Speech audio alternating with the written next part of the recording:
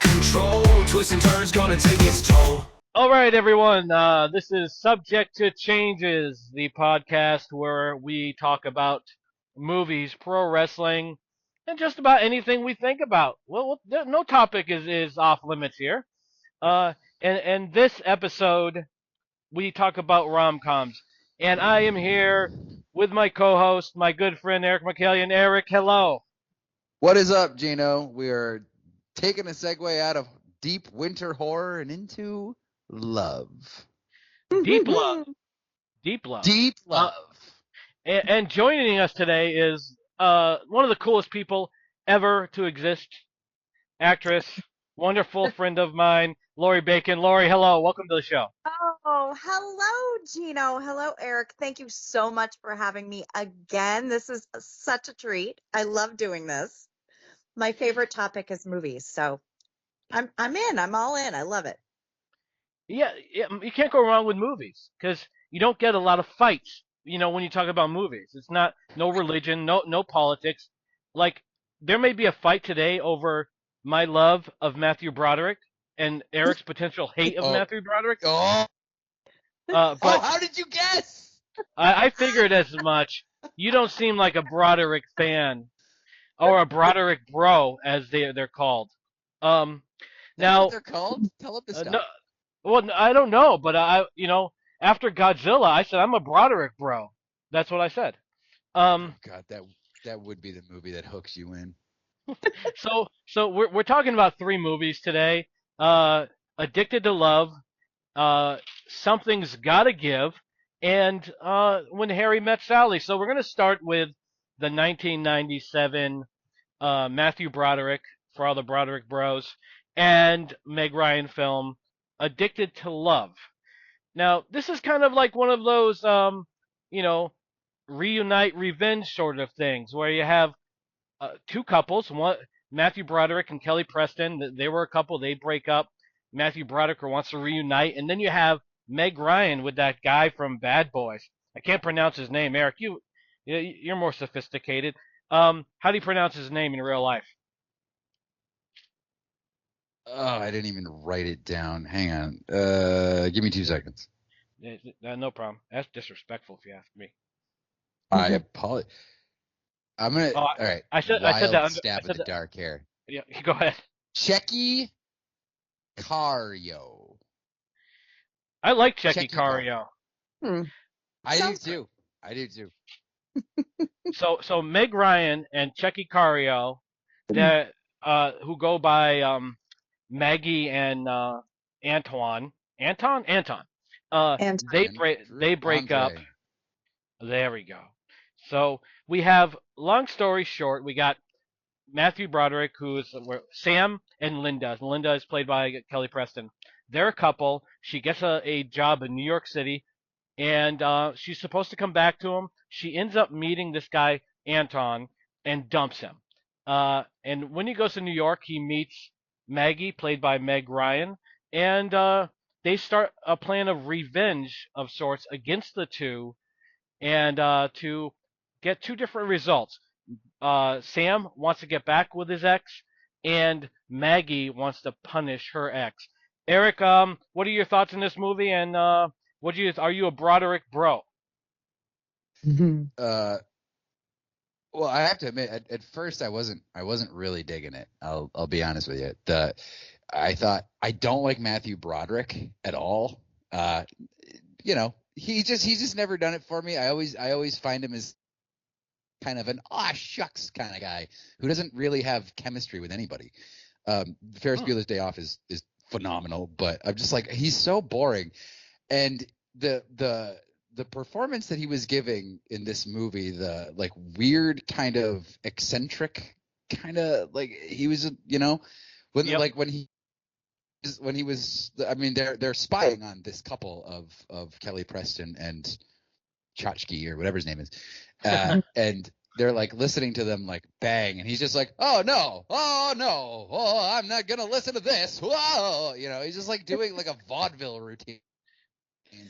I'm like, what the fuck is wrong with this guy? Like, but I guess he's kind of eccentric, because in the beginning he tilts a very large telescope just so he can watch his girlfriend, Kelly Preston, talk to school children at noon or something. Yeah. So I guess the performance kind of made sense. It didn't make me like Matthew Broderick anymore or whatsoever. Wow. Now, Yeah, Lorrie, sorry. no, it's okay. I mean, I still think you're a closet Broderick bro, but that's just my thought. Um, Lorrie, what did you think of Meg Ryan in this and the overall story? Well, I'm a fan of Meg Ryan. I really like her. I liked the fact that she played kind of a badass chick. Yes. She was kind of pushing Sam, would be Matthew Broderick, right? Sam. Was that his Yep. name? Sam. Sam? Yeah, he went by Sam. Yep. He kept telling her he was Mike though, which was kind of weird. But anyway, Hmm. she was kind of pushing him around and she was, on a motorcycle, she's driving around like she's total badass. And then she just got really like softer throughout the movie. Hmm. Um, I I liked the two together. I want to talk about Matthew Broderick for a minute though. Yes. And how I much he sucks. so I Hush. like watching this movie, seeing Matthew Broderick. Now, first of all, I had never heard of this movie. I don't Oh. remember when it came out. I never saw it before, and I'm like, oh wow, I never even heard of this. Okay, let's check it out. So Hmm. I was watching him go along, and I was very pleased that he was not playing it as Ferris Bueller. Hmm. I really hadn't seen him in any other movies. I don't believe. I don't believe that I saw any other Matthew Broderick movies where, he played different characters. But I know that he's a good actor because he does a lot of Broadway. So Hmm. I felt like he was a Broadway actor in this movie, which Mm. was a little over the top, a little obscure, like Eric said. Yep. Like a lot of his mannerisms and the way he did things, the way he moved, because he's putzing around, he's making this projector, right? He's like this super smart scientist, astronomer guy, and he's, putting all this together to, spy on his ex. And just watching him do that as an actor, I thought it was really good. Like Hmm. he just kept doing things, and some of the way he was speaking, the way he was moving, I thought he was very, very good as an actor. And I I was like thought. appreciating him a lot more because I was Hmm. thinking, oh God, am I going to see Ferris Bueller all over again? And whatever. If he's not a quirky, funny guy, he was like a little bit more serious and romantic in this, which was a nice, refreshing change. I thought he was. I think I Oh, go. actually agree because his performance did grow on me, which I guess I didn't I didn't finish my thought on that. The performance did grow on me, and I was kind of wondering, like at the end, I'm like, well, yeah, how would you play a character like that straight? But Geno, tell me, what is your fascination of being a Broderick bro? Well, you have to, I guess, go back to his hits like Godzilla and Election and Cable Guy, and say that's where the Broderick Bro was born. That he's got this way of being serious and ridiculous at the same time. That Mm, it's such an odd way, and I can see why people would not like it because it is unrealistic. But mhm. he is so funny because it's kind of like a slow, like he lulls you to sleep and then like he does dramatic stuff and then hits you with a punchline. Like for instance, when Meg Ryan is playing the audio of what's going on and she's got the headphones on and she's like, "You don't want to hear this," and he goes, "No, no, I want to hear it," and it's Anton and Linda having sex, and he's like, "No, I need to hear it," and as it's going on, he's grabbing a railing and humping the railing, and it was just so funny. And when the monkey scene, where they hire a guy who was a monkey to kind of and Oh yeah. attack Anton, and Oh, yeah. what you call it, Matthew Broderick just says for no reason, "I hate the monkey." That's funny. So I think he's got this delivery that wouldn't work with a lot of people, but it works with him. His cartoony, like facial expressions, and his ability to play it very serious, but then be a goofball. It works for him, and I think it worked for him here. It worked for him, like I said, in Godzilla, in Election. Like if you look at those two roles and look at this one, very similar. He's got a certain delivery system that works here, and yeah, I think he gets a lot of hate, which is why I come to his defense, because anytime I hear anyone talk about Matthew Broderick, it seems to be negative, and I'm not sure Really? why he irks so many people, or But there was a connection between this and Godzilla. Did you guys catch it?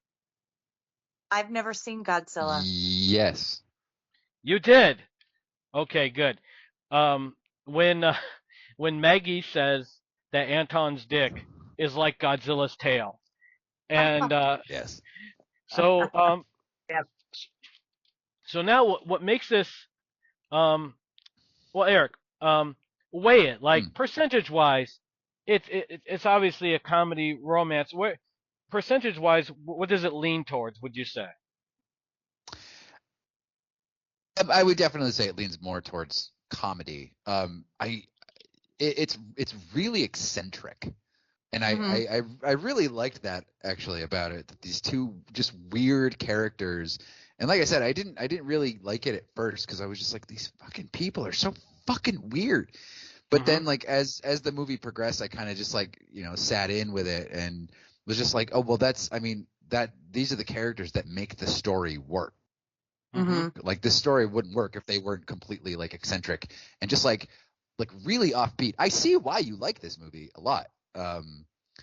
And it does have like, because basically they set up this whole thing where they watch um, this apartment that Anton and Kelly Preston live in, and they're just like there like 24 hours, like recording minute facial features and recording like every time they have sex and all of this. And actually, there was a beautiful scene when he paints the wall white, and Yes. how he's and like so it's through a camera obscura, and it's projected on the wall, just like this video of them, and he starts painting the wall white, and their image becomes more and more clear, and I was like, Mhm. oh, that's gorgeous. Like Yeah. what a cool shot. Way to go, Griffin Dunn, the director. Yeah.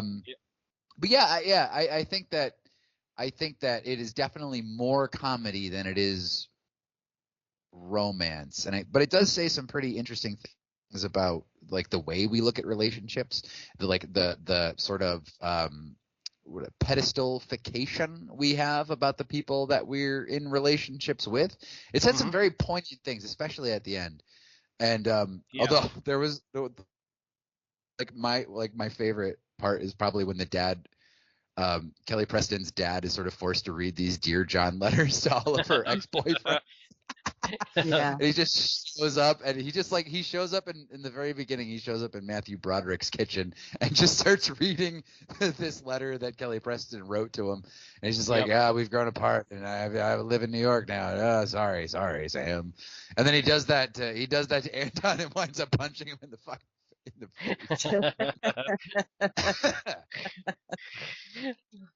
Now, Lori, now from like a romantic uh perspective, do you think this film checks the box? Does it make people feel like mushy? Like does it when people go in and they want to, go like a date movie, go there and they walk out holding their significant other's hand. Do you think that this movie checks that box, or is it too much comedy, not enough love?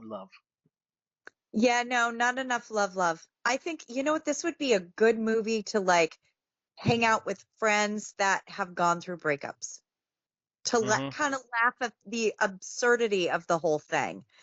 I know girlfriends that have been stalkerish like that with their exes. Oh my God, Mm-hmm. did you see who he's hanging out with now? Oh, let's go see where they're going. I'm like, oh my God. But it was funny, it was obscure, and it kind of, yeah, like very poignant. You kind of learn about relationships. It's kind of like it opens your eyes to what relationships can be and how they can turn out. Like, I thought at one point in the movie they were getting back with their exes. I was like, no, they've gone too far to get back to their exes at this point, and then it just made a little turn, and it was just so, oh, okay, good. It worked out the way I really wanted it to. Yep. Yeah, no, not enough romance for me personally. But I was very entertained. I thought it was quirky. I thought it was cute. It was very interesting. I've never seen a movie quite like this before. So it was unique and fun.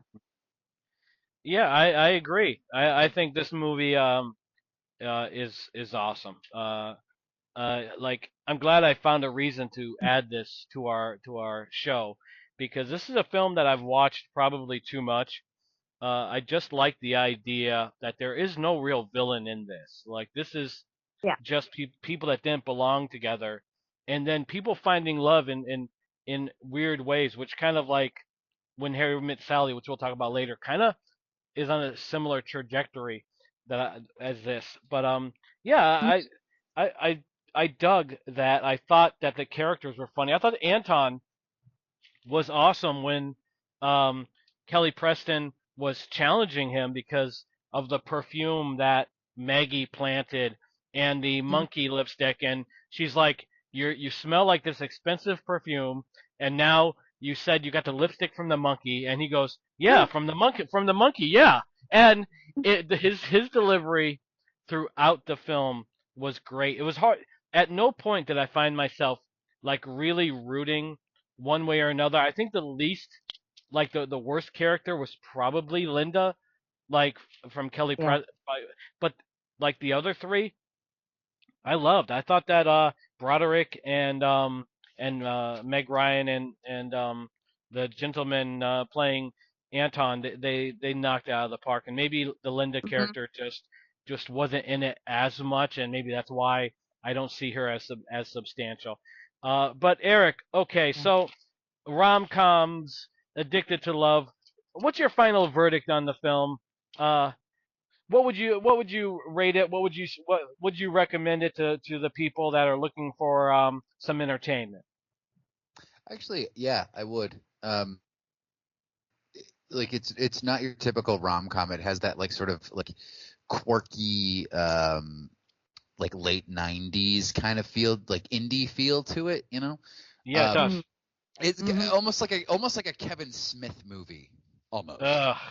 I know you don't like Kevin Smith, but like it does have that like quirky characters in a quirky situation, and they're sort of like going through like you know how um like in Mallrats there was kind of that um like obsessive relationship, Mm. Yeah. and the obsession of the breakup, and so yeah, I would totally recommend it if like you in that it's kind of like one of those quirky romances from the mid to late 90s, full of quirky characters.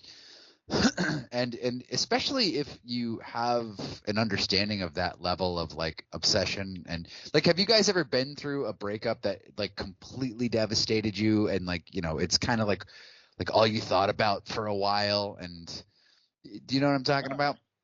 Yeah. I can Oh, if I I could count how many times. Yes. Yeah, it's a lot of fun, especially if you like Matthew Broderick. hmm But yeah, I would recommend it, especially for certain types of people. If I had a friend whose name is, I don't know, Dino or something, I would say, he, hey he Dino, he sounds cool. you know what would be a great movie for you to watch? Addicted to Love. Awesome. Awesome. Now, Lori, what do you think? Addicted to Love. What are your thoughts? Do you recommend it? I do recommend it. Absolutely. Yeah. It's a quirky, fun movie. It wasn't, I don't, I don't remember it. So I don't know if it was like advertised a lot. I don't know if it was like really big in the theaters at the time, Hmm. but like, I feel like it's like definitely an underrated movie. I Do you know? I What do you I think? I Since you absolutely. recommended it to us. Well, since I'm the one that chose this movie, obviously I recommend it. I recommend it highly. It just has so many. It's a cute movie, you know. It's a good romance, but overall, it has me consistently laughing. Like when um Anton goes to Sam and goes, "Who the hell are you?" And he goes, "I'm the Milky Way man. I know everything." Hilarious, and and I I I laughed throughout. Even like when he was chasing the cockroaches, he was saying, "I got you now." It was just fucking funny. Uh, I great all around. Yeah, so yeah, I highly recommend this one. And you brought up that scene where he's painting the wall white. Yeah. Good music behind it too. Um, Yeah. I think this is one of those films that did fly under the radar, but I highly recommend it, and especially if you like Meg Ryan, she's very funny in this. Her, see, Meg Ryan, like you brought it up, Lori. Meg Ryan is tough in this, but she's also quick-witted, and they really put that across well. So you got two characters that are goofballs going after their exes. You can't lose. Great movie, and I highly recommend it. Leading to a movie that, Do you know the director? you know what, I don't know beyond this what their work is. He you probably know him more as an actor. He was the guy who was killed in American Werewolf in London. He was the best friend. Oh, no kidding. I Okay. And saw and it. and the guy with the erection in the bathroom in 40 Days and 40 Nights. Yeah, Your that favorite actor. it's weird that we're getting haunted by an erection on this show. It's, in my opinion, there's a connection between an erection and Grizzly Adams that has to. We need an exorcist here to get rid of this.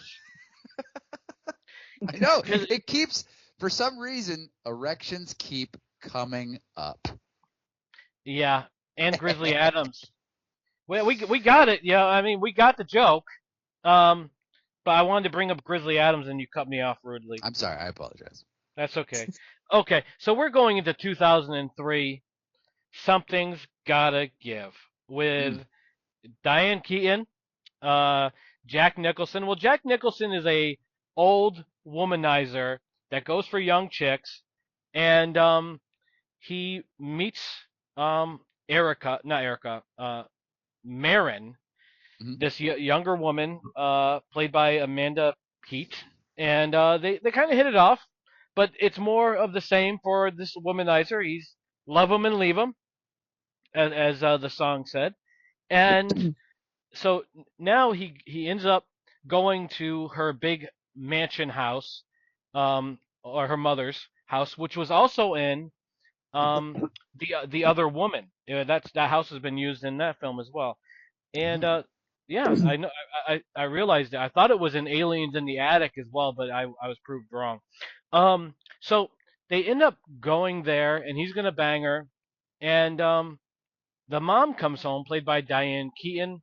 She brings her friend with her, and things get really fucked up, and leading to Jack Nicholson having a heart attack, which happens to older guys that don't take care of themselves and that bang too much and that are high on Viagra, like he was. And it leads to a forced kind of connection between Erica, played by Diane Keaton, and Harry, played by Nicholson. Eric, you recommended this movie. Um, Tell us more about it. I gave a good beginning to it, but you seem to be better describing it without, where I just keep on saying commentary of things I don't like. Yeah, it's just a little ditty about Jack and Diane. Diddy? Um, Really? You know what's weird? You brought up Diddy. And No, there was no, a no, connection. no, I didn't. No, I didn't. We're No, talking about Something's Gotta Give. So Nancy Meyers directed and wrote Something's Gotta Give. um, so yeah, Jack Nicholson is dating Diane Keaton's daughter, but he has a heart attack and winds up spending a lot of time with Diane Keaton. They wind up falling in love. He kind of does to her what he does to everybody else, where they have a very brief but intense fling. They sleep together, and then he goes off back to the city. He starts dating younger women again. She gets heartbroken. She falls in love with a young doctor played by Keanu Reeves. Mm-hmm. And then she starts writing a play about her relationship with Jack Nicholson. The play is a hit. Jack Nicholson takes this like sort of introspective journey talking to all these exes that he had and starts like really learning of like how he treats women and how they feel about it. And then in the end, he and Diane Keaton wind up together because Keanu Reeves is just too good of a guy to say, no, I want to be with Diane Keaton. He says, no, I see how much you and Jack Nicholson are in love with each other. Go be with him. So they wind up together in the end. What a movie.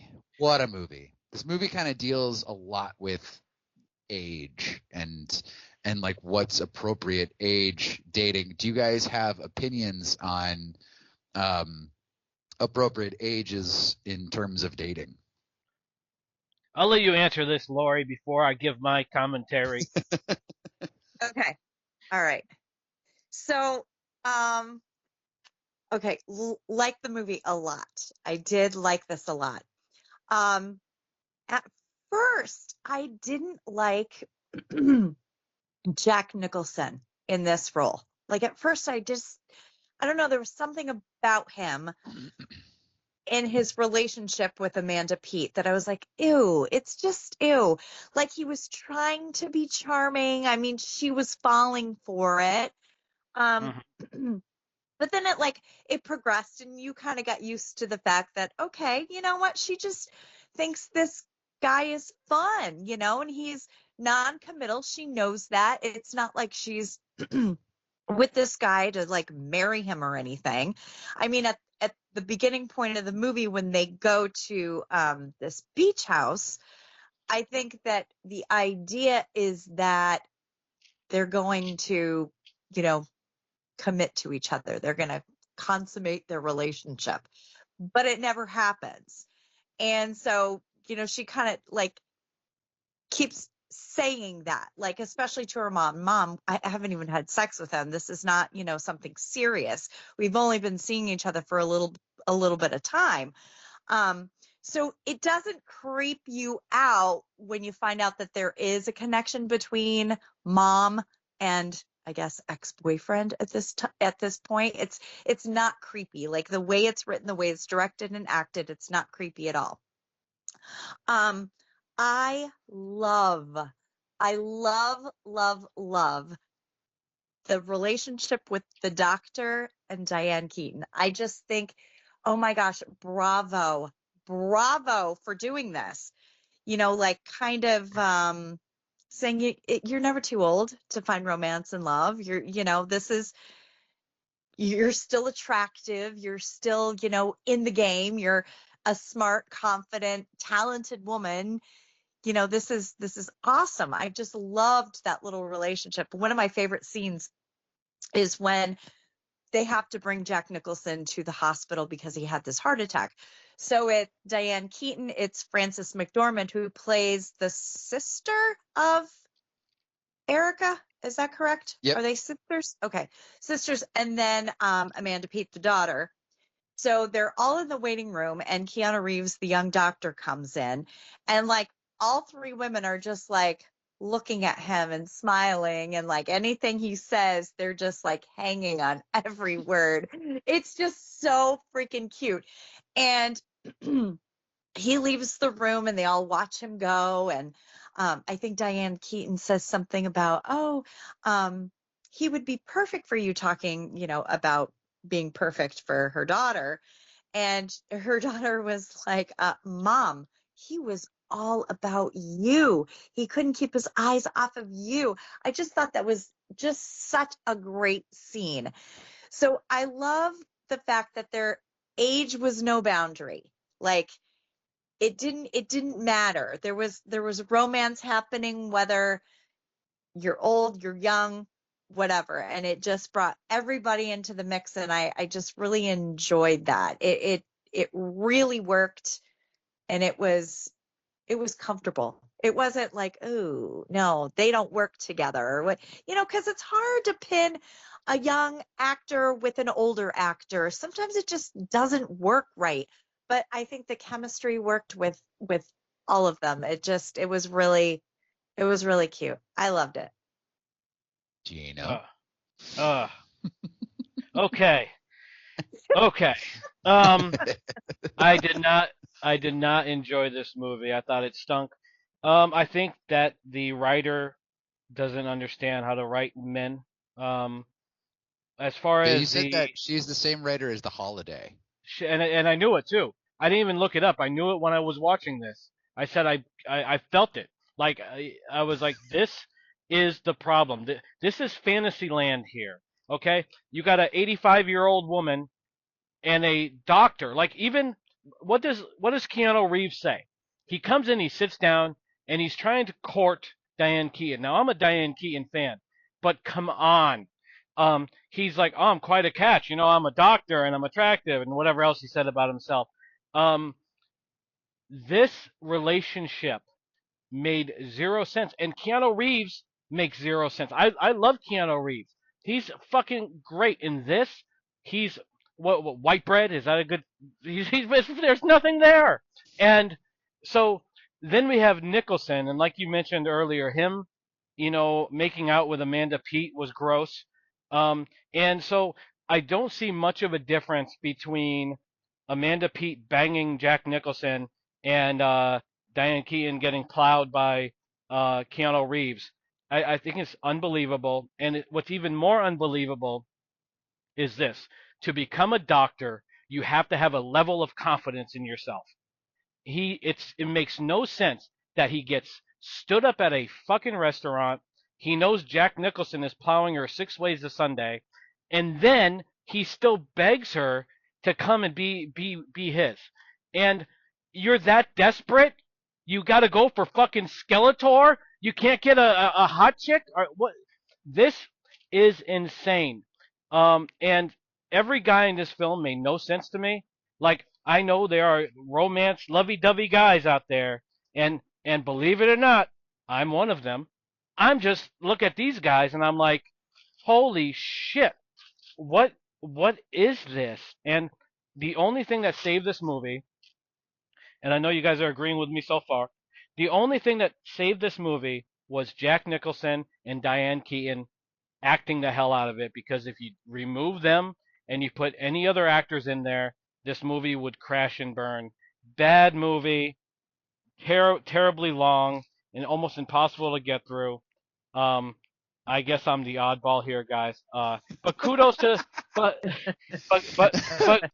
but kudos to Diane Keaton and Jack Nicholson, because what's that shit Shinola line? You ever hear that? It came from You can't tell shit from Shinola. Yeah, there you go. It came from Jack Nicholson's generation. And the whole thing is like, it's a weird dynamic, isn't it? And Lorrie, I'm gonna hold you to the fire for this one. Okay, you say, and I agree with you. This is the thing, so I'm holding myself to the fire too. Jack Nicholson making out with Amanda Peet is gross.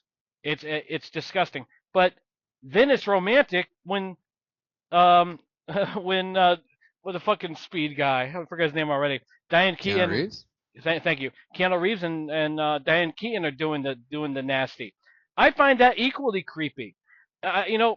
My grandmother. I don't want to see some 25-year-old guy banging my grandmother. That's gross. Well, the idea is you're not supposed to see it, Geno. I wouldn't want to see all those wrinkles. Looks like silly. She looked like silly putty. So that's my point. Oh my god, and they wear granny panties. That's there's nothing sexy about granny panties. And even like Diane Keaton, beautiful lady. She's always been a beautiful, talented lady. But Oh my God, she had nothing to work with. And I want to see what you guys think about this. I don't want to ramble forever about this movie, but I will.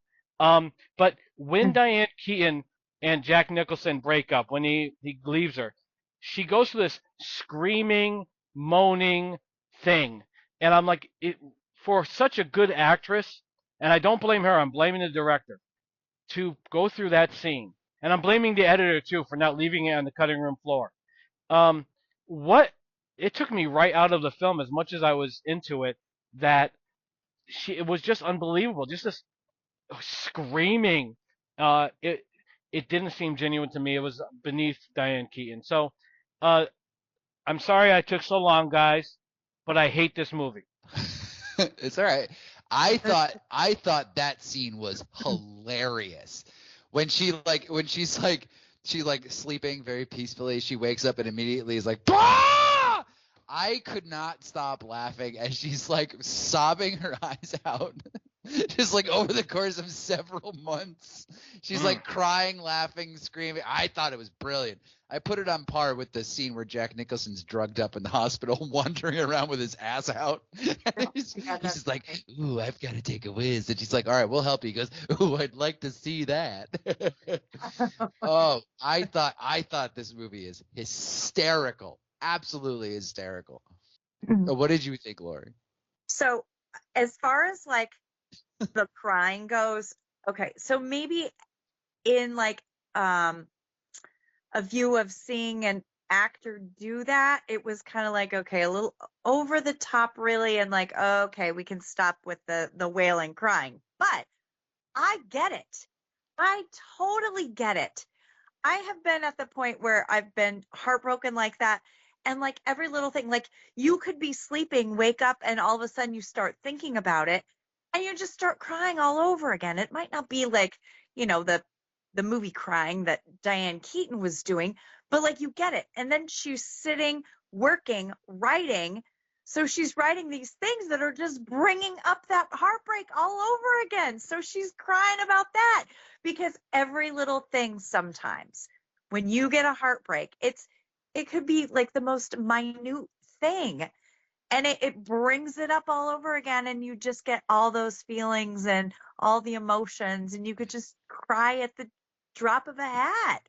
I got it. I like understood where she was at that point. And we already know that it had been years since she had been in a romantic relationship. So like this was her first time out of the gate in a very long time. So, yep, I get it. It just, yeah, I liked it. I thought it was cute. I really thought that, okay. And Geno, like, yeah, okay. I guess the characters weren't written that realistically, but the way that they were played, I think that anyone that had been in situations like that would completely understand and get it, and like it would hit home. You like, yeah, oh yeah, I totally know that. So that's where I'm at with the film. I really liked it. I enjoyed it a lot. That's a great point too, because she's always described as a pillar of strength and impervious and all this stuff. So she's like really going through a real heartbreak for the first time. And it's like, this is like 60 years of pent up emotion that she's having. And it all comes out just like pouring out. And, the sort of the dam burst. So the tears, they flow freely, my friend.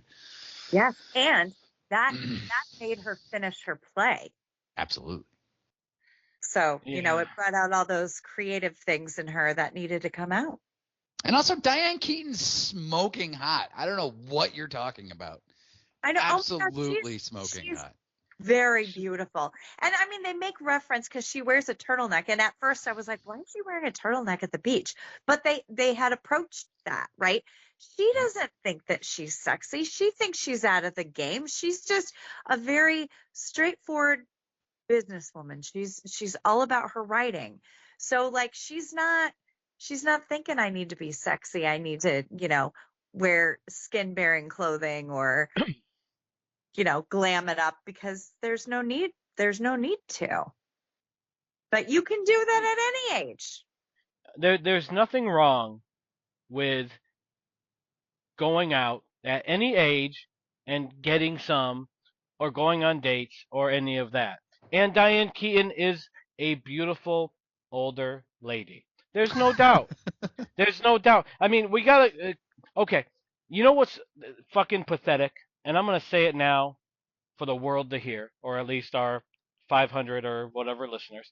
Um, that that you ever like go to high school with some guy and he marries some girl and they fucking divorce after 20 years and now he's in his 50s and he's dating an 18-year-old?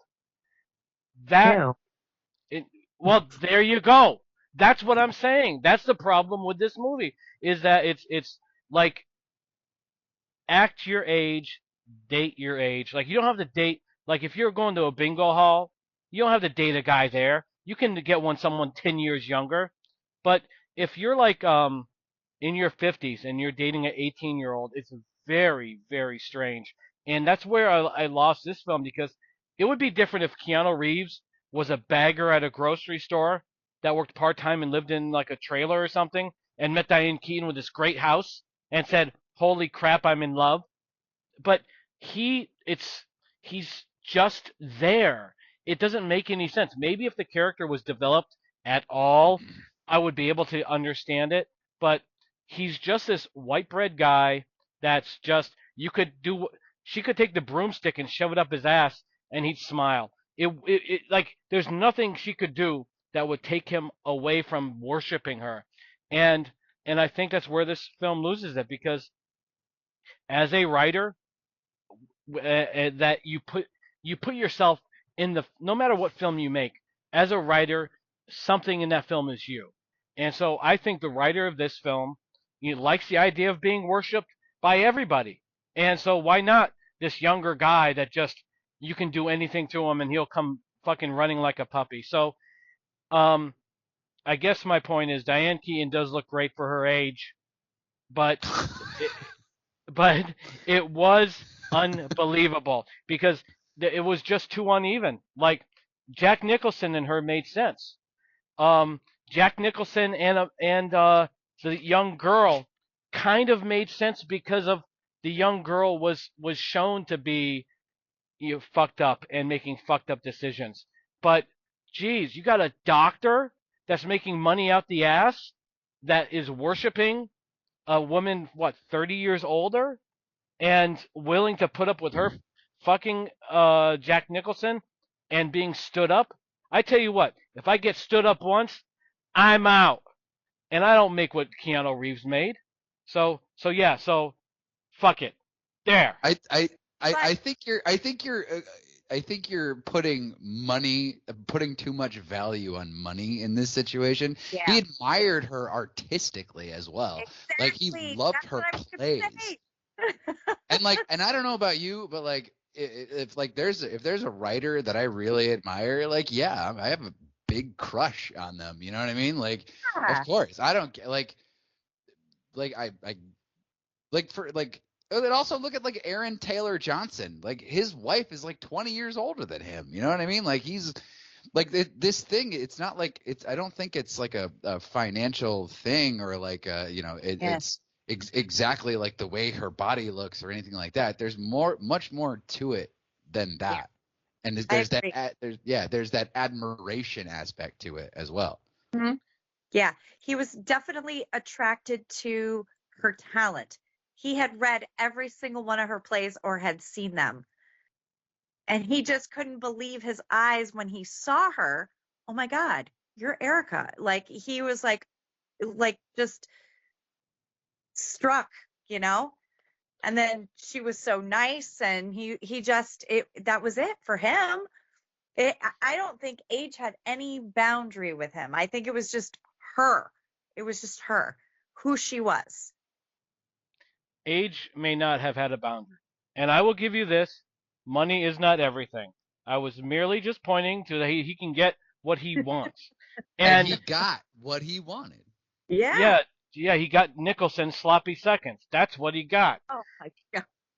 what the thing? It's the biggest problem is Keanu Reeves. His only time in the entire film that he gets on screen is basically chasing down Diane Keaton and begging to be part of her life, and then standing there with a smile. Like, watch the movie again.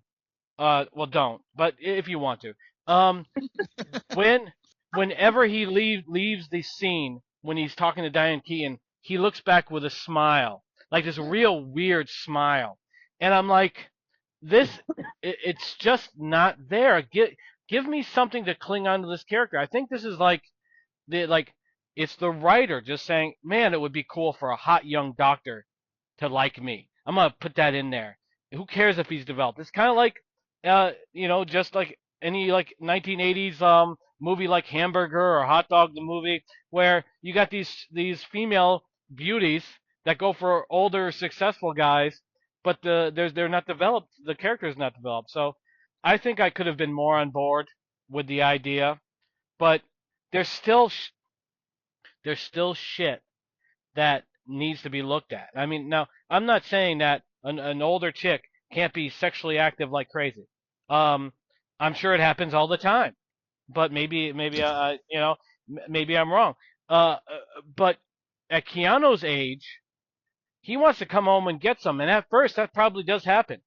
But when you're with what would you say Diane Keaton was in her 60s in this? Probably You're late telling 50s, early 60s. Yeah. Oh, okay. I'm saying, and maybe I'm wrong, that she wouldn't keep up, and that he'd eventually, in real life, he would be like, "What am I doing?" But this Keanu Reeves would be like, "Oh well, at least I'm with her, thank God. I hope Jack Nicholson isn't knocking at the door though." What a terrible character, and his decision at the end, like you both brought up, he got what he wanted, yeah, and he gave it away. Mm-hmm. So. Because he wanted her to be happy, Gina. Exactly. Isn't that a beautiful thing? It is. Need more of that in the world.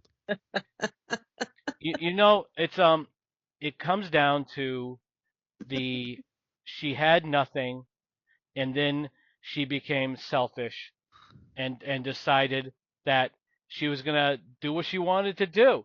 And so if Keanu, or whatever doctor or whatever he called himself, felt that way, it's just another sign of how bad that character was developed, because there should have been more to that. If you're gonna do that in the movie, have a goodbye scene, have him say something to at least fucking make him worth something, because no guy that has any kind of value for himself would go through that. Because Eric, what would you do? You're fucking stood up and she's fucking somebody else. Wouldn't you say that's kind of fucked up? She wasn't fucking somebody else when she stood him up. She was with her daughter at dinner with her ex-husband, because her daughter felt insecure about meeting her ex-husband's new fiance. So that's where she was. She wasn't just like banging Jack Nicholson at that time. I've been stood up, and me too. I got over it, and I was like, hey, is this like a mistake? What's going on? So, and then it wound up just being a misunderstanding or whatever, and they had a great time. But yeah, I mean, it doesn't, like, that kind of thing. Kind of, if you're self-confident enough, like, you don't really take stuff like that too personally, and you sort of allow that, like, shit happens sometimes. Like, yeah, I mean, also back then, cell phones maybe not as prevalent. It would be a lot harder back then to communicate that you weren't going to be there. But like, yep. To me, I'm sort of like, I'm just sort of like, yeah, if that happened to me, I'd be like, oh, well, that's weird. And, just like send him a text like, hey, what's going on? Are you okay? Blah, blah, blah. And if it was just like, I don't care enough about you to like show up, that's one thing. And just say, hey, say la vie. You just saved me a bullet. But, and so I think if you're self-confident enough, like Keanu Reeves is, like, you just kind of take that shit in stride.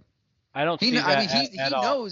he knows his value to the point where he says, like, I am a doctor and I am quite handsome and people find that very attractive. And like, he knows he can go out and get someone else. And like, this is not the end of the world. I do agree that he should have had at least a good send off scene, a good goodbye, or, maybe he shows up in like the last scene with them just as a friend. But yeah, I wish he got a little bit more emotional input. But I mean, his character, self-confident doctor, goes after what he wants. Like I like seeing that stuff. Me too. I didn't see the self-confidence at all. I saw a needy guy that has no personality begging to be in a relationship. And it just I think you're talking about Matthew Broderick. Oh. I am. As far as Addicted to Love, I am. It is the same sort of like approach where in Addicted to Love, Sam desperately wanted to be with Linda and he didn't even care. But at least in that film, I got something from it. Where this film, I was like, the only thing that kept me going in this film was the great acting by Diane Keaton and Jack Nicholson. When they were together on screen, despite the endless scenes, I thought they worked well with each other. They made the best of it.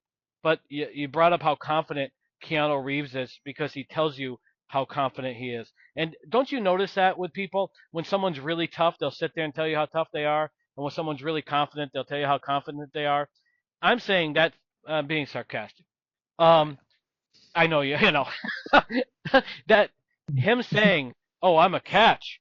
That's him saying, "I'm not a catch." And maybe that's the only good character development he has because he certainly is not if he's that needy because he's chasing someone that should probably be chasing him because there's no situation where a guy that has that much going on for him would chase somebody that much older. And I know age is just a number and all that stuff, but there's still factors that figure in because we're still physical beings and we still have different needs depending on age. And you take an old car and you run it 50 miles an hour down the highway every day, eventually the tires fall off. Yeah, but I think that if you do that with any relationship, the tires are going to fall off. Depends how you drive it. It depends how you drive it. Exactly, but I think that is something in any sort of relationship. It depends on how you drive it. If you want to do relationships as cars, but I wouldn't say that that's specifically older or younger. I mean, I've seen several people that have dated a lot younger people, and it's a completely successful relationship. You know what I mean? It's a case by case basis. I think we can agree on that. But I mean, Lorrie, I don't know if you feel the same way, but just watching Diane Keaton and Jack Nicholson on screen is fucking, as an actor, is just electric. It really was. Like when they take a walk down the beach, it was like, oh my God. It's like they were just talking as people. Like I didn't feel like they were acting at all. Like it was just beautiful. It was just really, really nice to see them together on screen.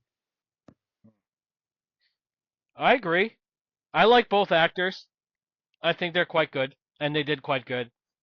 Okay, so let's go around the table here. Eric, you recommended it. Obviously, you love it. Quickly, would you recommend it? Obviously, you do. But go ahead. What's the best thing about this film? Why should people put 2 hours of their lives on pause and sit down and watch this film? I think watching Jack Nicholson and Diane Keaton on screen is just phenomenal. There's something about just like old Hollywood legends just like doing their shit on screen. Jack Nicholson is like charisma personified. I don't know how this guy is so charismatic, but he's just, when he's on screen, you can't not watch him. Diane Keaton is the same thing, but not in like a competitive way. They complement each other so well. She got nominated for an Oscar for this movie. And I think that like the way she plays it, how natural she is, but also how she walks that line between being natural, but also being incredibly fucking funny. Like with the over the top crying stuff, but also with that quick, witty banter stuff that she has with Jack. I think that like Amanda Peet is also incredible as the sort of like young girl that doesn't really know what she wants and is kind of insecure. And Keanu Reeves as like the confident doctor. I admittedly I haven't really liked Keanu Reeves' acting until recently, and I was like, maybe like not every actor has to be Daniel Day-Lewis. Some people are just really good at doing what they do, and Keanu Reeves is a very good like sort of stoic like internal character, and he's also an amazing physical actor as well. But like I like and he really fills that niche. I think Jon Favreau is also hilarious in this movie. Oh yeah. And just sort of like all the little side characters. The guy who played Starsky from Starsky and Hutch is the ex-husband, and he's really good in it too in his brief scenes. Yeah, I would say this movie's all about the performance. It's about clever writing. It's also like, hey, come watch rich people walk on the beach. Don't you just want to watch people walk on the beach? Like it's good stuff. I think it's good stuff all around. It's one of my favorite romantic comedies. Lorrie, would you recommend this movie, and what do you think about it? Yes, 100% I would recommend it. I thought it was very very cute. Just, it's a feel good movie. You really like the characters, you get to know the characters. I'm a huge fan of Frances McDormand too. I think everything she does is great, and she was so cute as the quirky sister. A small part, but like really, really a great little character actor to have it in this movie. But yeah, watching Diane Keaton and Jack Nicholson was such a treat. Amanda Peet was perfect. She was, she was the typical guy that Jack Nicholson was after, because he sets that up at the beginning. He's never been married. He always goes for younger women. The older he got, the girls stayed the same kind of thing. But I don't know. It's such a sweet movie. I think there's something for everybody. I think everybody would enjoy this movie. Geno, how hard would you recommend this movie? It blows donkey. As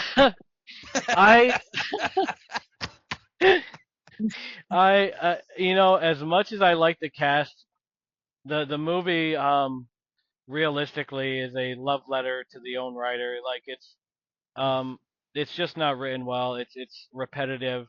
It's long. It's really, had it not been for the amazing acting of Keaton and Nicholson, I would have been playing on my phone and hoping my DVD player caught on fire. Um, it just it's just not there. It wasn't there for me. I think the positive I would say about this, it may resonate with like people in their in their 60s and 70s that might be widowed and might be looking for some love, and they can say, hey, I still got a shot, and I'm gonna go out there, and maybe it'll inspire them to go out there, and do something. But just I feel that it just was not written very realistically. That none of these characters, I said, with the exception of Nicholson. Nicholson can nail anything. He could play a fucking desk lamp and nail it. He was the only character I walked away saying, I like that guy. Where everyone else was just like, ah, tough to take seriously. So I wouldn't recommend this film at all. Obviously I'm outvoted here 2-1, so take that for what it is, people. If you listen to me and you think I'm right, don't watch it. But if you think Lorrie and Eric, if you like their opinion better, then fine. Don't. And by the way, if you think that way, you're not allowed to tune in anymore. So yeah, thumbs down, thumbs down for me. There's worse out there. But yeah, it just too long, too repetitive, and too unbelievable. Yeah, and as much as I love Keanu, I feel bad for him in that role. That brings us to the 1989, I Yeah. think, film When Harry Met Sally, which was directed, I believe, by Rob Reiner. Mhm. Um, Yes. some may know as Meathead from the Yep. All in the Family, Hmm. and you can't deny that man's work. You Nope. know, you may think he's a little preachy and can be a pain in the ass, but I gotta say the guy he's a quality director. And Hmm. when Lorrie suggested this film, I said that preachy meathead and Billy Crystal, who I can't stand, together in one film. Uh, I'll pass. And I said, I could pick something else. He's like, no, no, no, no, that's okay, that's okay. I'm like, all right. No, I want I I said, want he's to surprised. I want to broaden my horizons. This is what makes a show so good because I would never ever watch Something's Gotta Give or this film most likely had it not been for the suggestion. So I appreciate you both because despite me not liking Something's Gotta Give, I have a good time talking about it, so it evens out. Now when Harry Met Sally, we got Billy Crystal and Meg Ryan. Um, that are kind of they keep meeting up, and the first time they meet up is at college when they're young. Uh, Somehow, like they get into like a carpool together where they're taking turns driving. Billy Crystal is dating Meg Ryan's friend, and kind of weird setup, but it starts to work. And before you know it, throughout the film, they meet up, and they keep meeting up. And Eric, take it from there because you describe things better. Every time I listen to myself describing something, I realize I really didn't describe it at all. So please proceed. What is when Harry met Sally?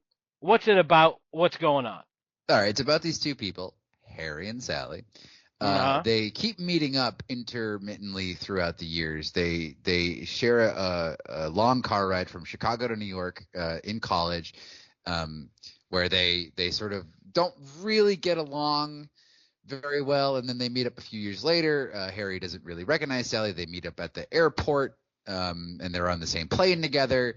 And then a few years go by, and then they meet up again, and they become good, like best friends. And they start talking about their relationships. They start talking about their personal lives. And then slowly over the course of the movie, they start getting more and more romantic as each of them goes through their own particularly painful breakup.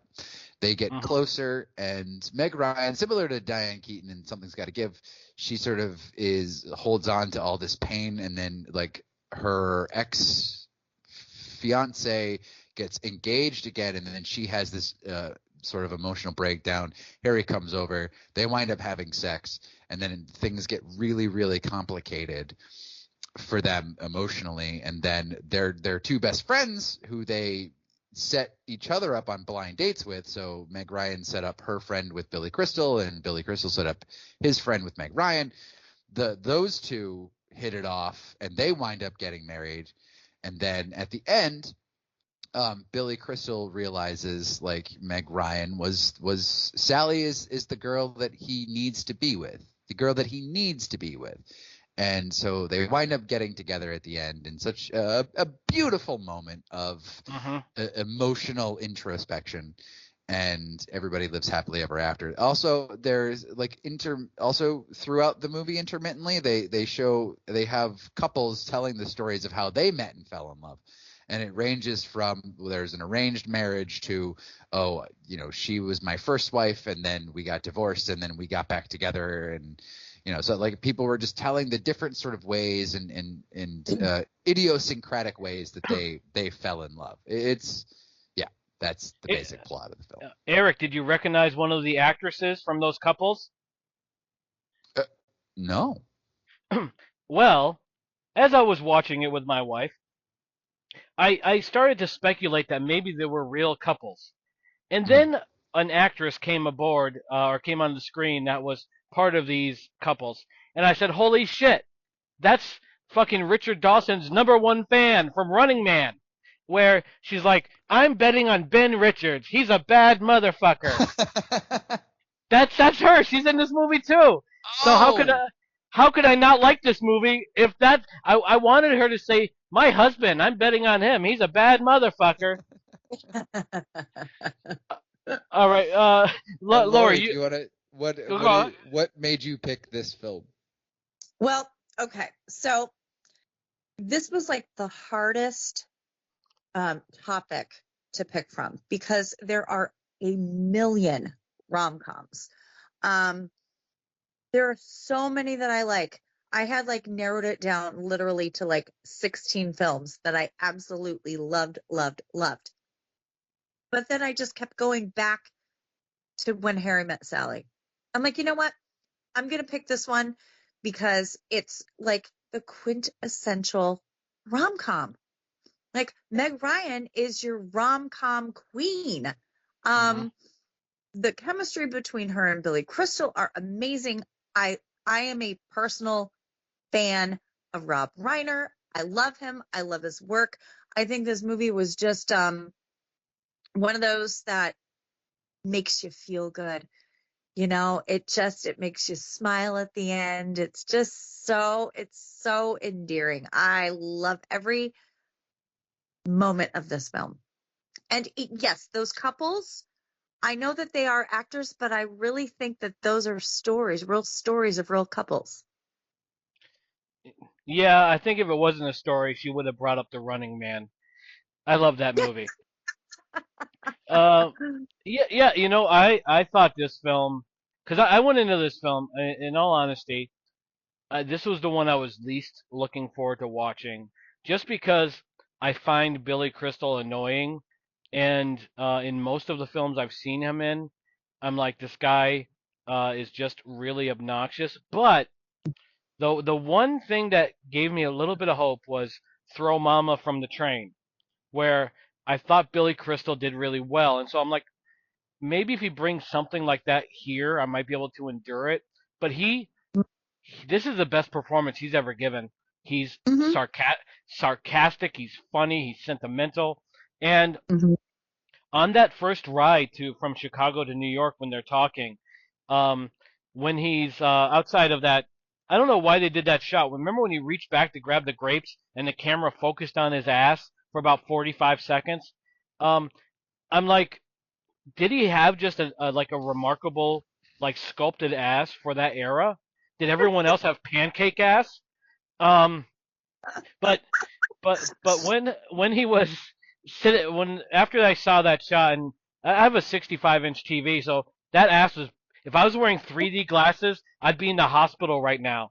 Um, he but when he sat down and he started talking about like women and men being friends, and when she's like, well, what if they're unattractive? Oh no, you want to bang those too. I started laughing a lot in the first 5 minutes of this film, and I'm like, Yeah. I'm in for a treat.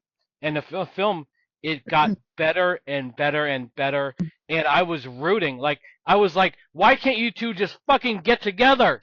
You know, Mm-hmm. like, and so for the film to it resonated with me. I loved both characters. Meg Ryan is so awesome, and it's a shame like that she became like part of Hollywood. You know, because um Mm.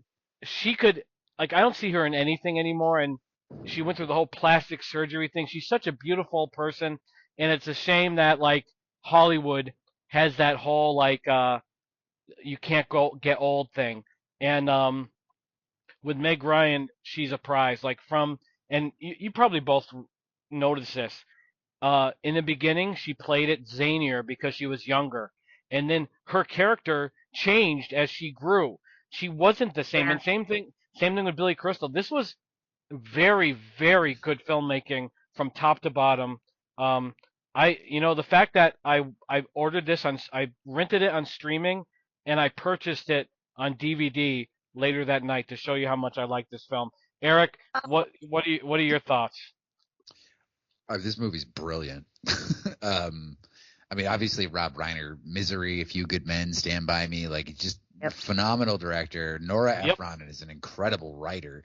But I like what you said. I thought, like, I've seen this movie a bunch of times, and I thought, like, and I noticed it this time, how much they learn from each other. And how their characters sort of evolve over the course of the movie based on the characteristics of the other one. So like in like the first time they go out to eat, Meg Ryan has this like really super specific particular order, and she's like putting the waitstaff through this like whole ordeal where she's like, I want pie, but I want it warmed up, and if it's warmed up, I want ice cream on the side, but if you can't warm it up, I don't want ice cream at all. But then and then in that famous scene where she has an orgasm in the middle of the deli, she doesn't make the server go through the whole rigmarole of fixing her food before it gets to her. She fixes her food for herself. So she takes the turkey off, and she does this and she does that. And then in the scene later when they go out to dinner after they've had sex, she doesn't say anything about the food at all. It's just like she just eats it. So she's like sort of doing this thing where she's going along with just like Billy Crystal's a little bit more carefree, a little bit more lackadaisical, but he also has this like nihilistic edge of just like, we're all gonna die and it's all gonna suck, and then it's all gonna be terrible. But then she brightens him up over the course of the movie to the point where he feels like he should go to her. He should like just tell her how he feels and just like, emotionally connect with her and not close himself off and just moan in bed all day. Oh my God, I love that scene. Oh, I love that scene. And they're like how they both connect to Casablanca and how they have different views on Casablanca.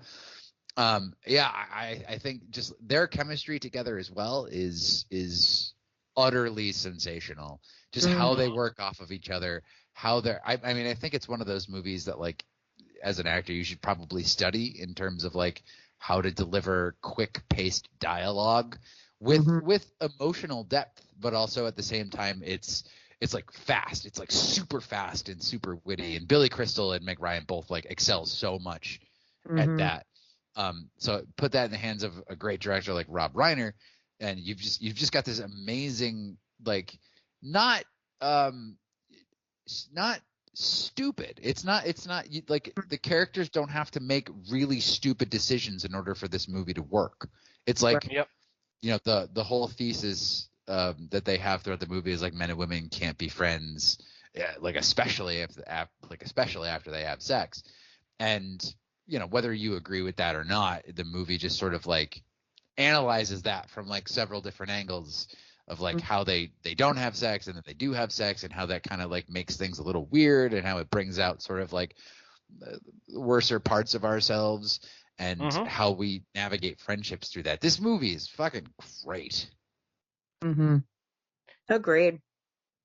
It is. And Lorrie, with what did you think? Like, okay, so we have, I don't know if did you guys recognize where the friend of Billy Crystal's was from? Like, he's very distinctive. He has a very distinctive voice, and I recognize him. Bruno Kirby.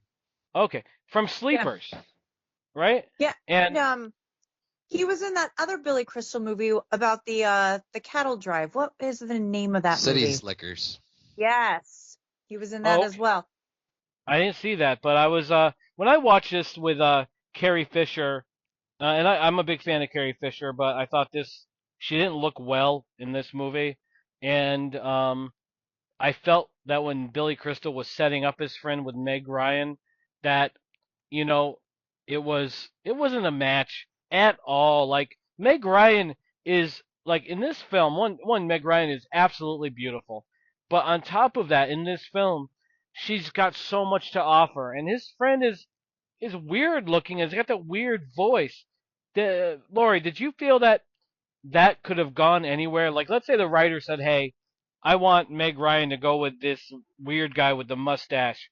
Do you think that could have worked at all? No, absolutely not. Thank you. Absolutely not. I rest my case.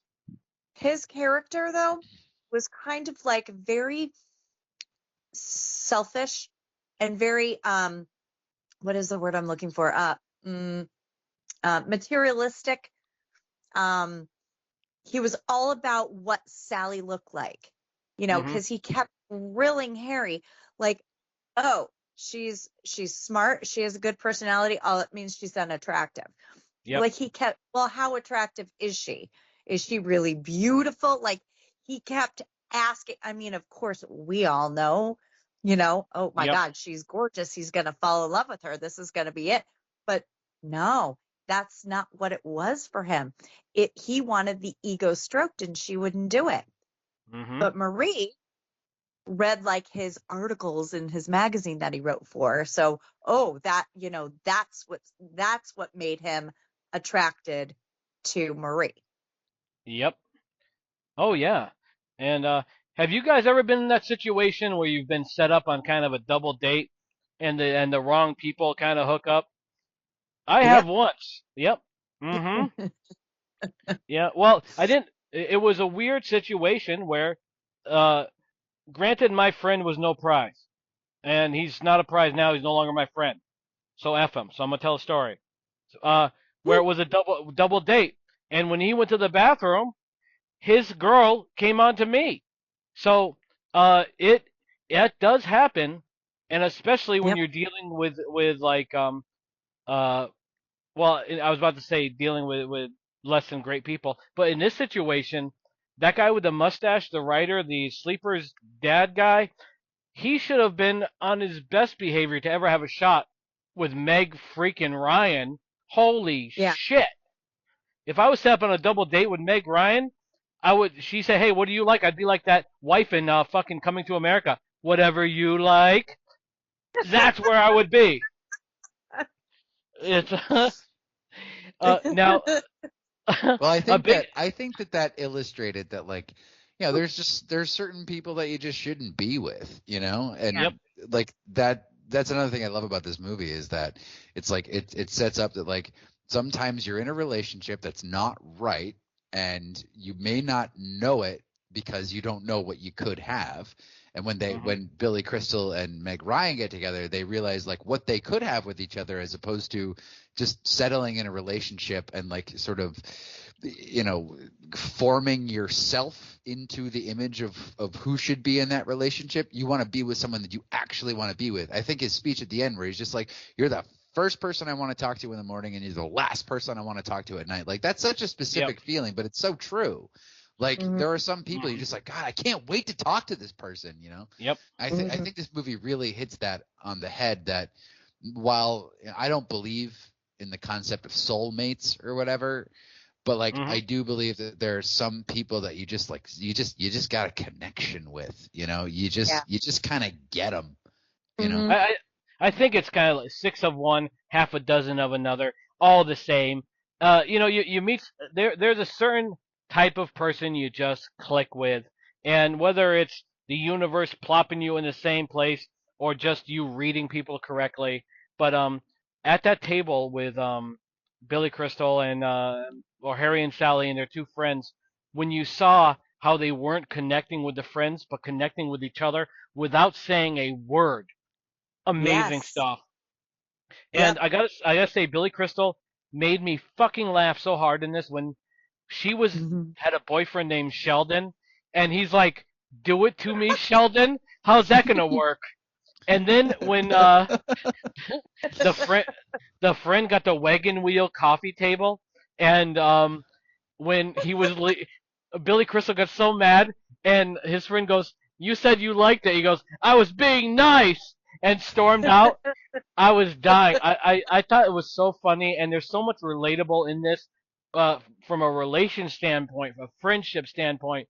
This film is as well written and well acted as a film can get, and I was so pleasantly surprised. I actually, like, when it was over, I just sat watching the credits, just thinking, I just saw a masterpiece here. What a wonderful film, and kudos, Billy Crystal, if you're listening. Much love. I'm sorry if you ever look up any articles or reviews of your films I've written in the past. I will be deleting those immediately, and please forgive me. He knows not what he does. It wasn't my fault. Now, wow. So I think it's pretty unanimous here. But final thoughts, Eric, on When Harry Met Sally, and would you recommend it? And where does it stand as far as a rom-com? Is it top of the heap? Absolutely. I would recommend this. This is one of those like universal recommendation movies, I think, that you can give to someone, regardless of what their taste in movie is. I think everybody can appreciate it on some level. I love that it touches on the sort of nihilism and doom of, you know, getting older and not having a partner or not having your life completely figured out. And just that they don't really say this in the movie, but like divorce must be so crazy, and that you think you've got your life all figured out and you know who you're going to be with the rest of your life, and then you just get this like curveball, and you have to completely reevaluate everything about your life, which I like. That to me is so nuts. But like, I think this movie touches on so many issues, like you know, what if I never find the right person? What if I have terrible taste in people that I'm attracted to? And it sort of goes into something that, like, I've always thought it's when you're young, you're sort of chasing the things that you want, but you hope as you get older, you realize the things that you need. And that, like, you know, you want the, like, maybe sort of want the Meg Ryan from Addicted to Love, the edgy kind of, like, you know, passionate, kind of a little crazy, a little manic sort of person. But then as you get older, you're like, I think I need someone who's like really chill. I need someone who's like really understanding and doesn't, you know, isn't like so over the top with their emotions. I think I need someone more like that. And this movie is like sort of does that very well, in that you're chasing you're chasing the ideal that you want, but you find yourself getting the things that you absolutely need. And this movie it hits on so many of those kinds of topics, and it's a universal recommendation, I think, for anybody, regardless of how you feel about rom-coms at all. I would say it's got universal appeal for everybody. Lorrie, what would you say? Absolutely agree with everything that you just said. Yes, I would recommend this to anyone. Anyone would enjoy this movie. It's just a feel good movie. It really is. It's sweet and realistic. You can totally get it. You can get it watching this, and it's funny, makes you laugh. It's a great movie, and I would highly recommend it to anyone. Geno, does it suck donkey dick? No, it spits it out. I I love this movie. Like I said, I purchased it. I like having physical copies of everything, you know, because when the world blows up and everyone has no internet, I'll be laughing as I put in the DVD. But With no it's electricity. I have a generator. But that's beside the point. Great movie. I thought this was just a great example of like a relationship and what the guy brings and what the girl brings. Like, there's certain things that are lost today. Like, I was watching when she slapped him and he was the one apologizing. That's the way life is. Yeah. No matter what, it's he did abandon her after sex because it got awkward, and that's a thing that happens. You know, if you're with somebody as a friend and it transcends to a little bit of the boing boing, as Eric would say, um, that Just to that clarify, Eric would never say that. But go ahead. but that changes everything, and it shouldn't be awkward, but it becomes awkward because they think it's awkward, and so it captured that perfectly. And I loved the ending. I loved the fact that Billy Crystal had given up. He was eating the marshmallow cookies, which he mentioned as the best cookie in the world, which I thought was hilarious. And he's now running to this New Year's Eve party. And anyone that's been to a New Year's Eve party with a girlfriend or a boyfriend or whatever, they understand there's magic there. And so to incorporate that into the ending of this film was just so amazing. And I loved the ending. I loved, like Eric said, the last speech by Billy Crystal, where he did have, as much as Meg Ryan had this protective layer over their emotions, so did he.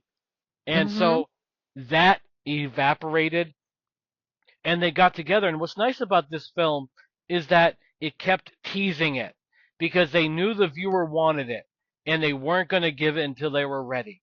And at the end, it was worth the wait. This film is a perfect film, perfect rom-com, probably the best I've ever seen. And I thank you, Lorrie, for recommending it. And I can't recommend it highly enough to anyone. And like I said, I'm sorry what I said about City Slickers. I'm sorry what I said about Monsters Incorporated. It won't happen again.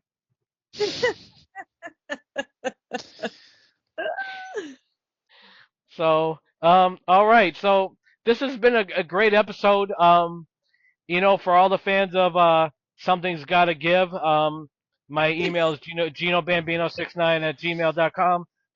Send your hate mail there. And Eric and Lorrie, Whoa, great. whoa. We're What? forgetting something, my dude. Oh, and hold on, everyone. We have Eric's 2-minute movie review that I completely forgot because I kept getting angry about Something's Gotta Give. So here we go. Eric, every episode we give Eric 2 minutes for a movie review. We don't hold him to those 2 minutes, but we surely enjoy them. So Eric, what are we listening to today? What is it? What is the movie on the roster?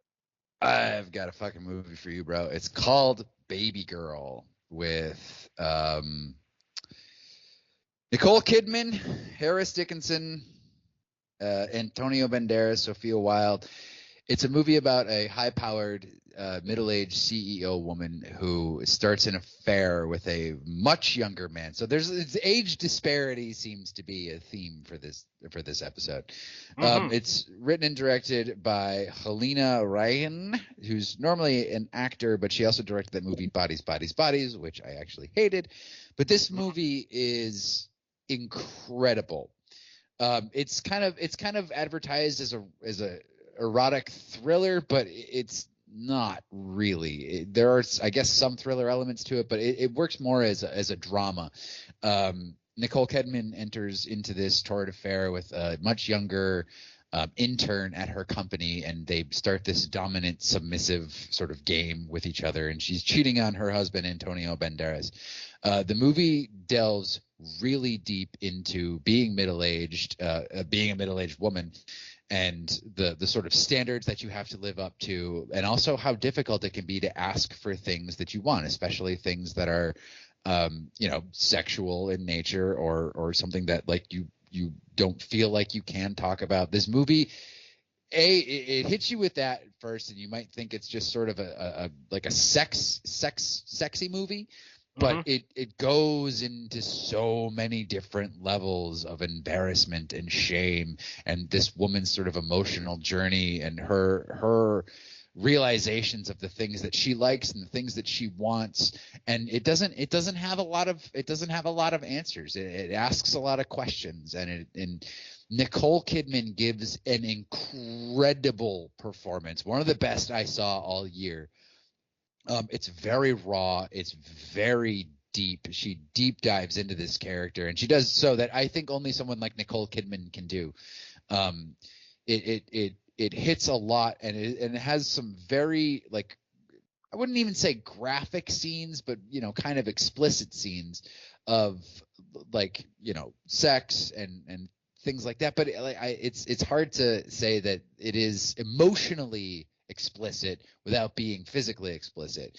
And Nicole Kidman just gives a stellar performance. Antonio Banderas gives an amazing performance as well. The writing is really on par. I have to recommend this to everybody. It is such a good film. Maybe don't watch it with your parents, but definitely watch this film. Nicole Kidman is a phenom. You can't go wrong with Kidman or Puss in Boots. I like them both. Now, I wanted to ask this, and by the way, thank you, Eric. I gotta check it out. Kidman, beautiful, beautiful actress, great actress. Loved her in everything. Wonderful, wonderful. But I was gonna ask you guys this. I forgot to ask you. Addicted to Love. Now, if you guys had to pick a song to play, which one would you rather listen to? Addicted to Love or She Will Be Loved that featured Kelly Preston in the music video? Eric, go. She Will Be Loved. Lorrie? She Will Be Loved. I guess I am not the tiebreaker because She Will Be Loved definitely is better. Great song. Great song. That's like the weirdest thing. Like, cause I mean, naturally, if you ask a question like that, it's like obviously Gino's gonna pick Addicted to Love. But like, Right. wow, what a curveball, Gino! You always keep us on our toes. Well, it's just I don't think Robert Palmer has anything going on. He's kind of like Dire Straits. It's shit music. Maroon No. 5 right now firing on all cylinders. Go Maroon 5. Anyways, Lorrie, Eric, great show, great fun. I'm glad that I could rant, and it's nice to have a little bit of a battle. And and I apologize to anyone that doesn't have a sense of humor out there. Subject to changes, nothing stays the same. Life keeps spinning in this endless game. Grab your worries, throw them to the flame. Stay tuned and ride.